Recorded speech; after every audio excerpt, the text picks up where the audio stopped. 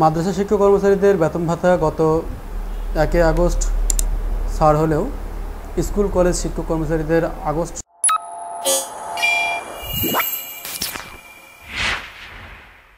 মাসের বেতন গত 3 তারিখে ছাড় হয়েছে। মাধ্যমিক ও উচ্চশিক্ষা অধিদপ্তরের একটি চিঠিতে জানানো হয়েছে, শিক্ষক কর্মচারীদের আগস্ট মাসের বেতন ভাতার সরকারি অংশ 8টি চেক অনুদান বণ্টনকারী অগ্রণী ও রূপালী ব্যাংক পিএলসি প্রধান কার্যালয়ে এবং জনতা ও সোনালী ব্যাংক পিএলসি স্থানীয় কার্যালয়ে হস্তান্তর করা হয়েছে। যার স্মারক নাম্বারটি আমি বড় করে একটু দেখাই আপনার দেখার সুবিধার্থে এবং লেখার সুবিধার্থে।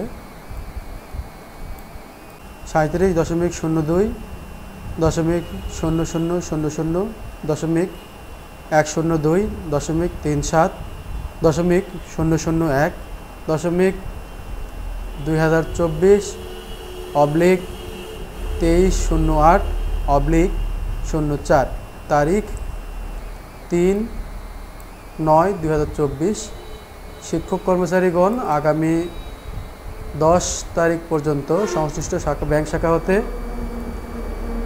আগস্ট 24 মাসের বেতন ভাতা উত্তোলন করতে পারবে।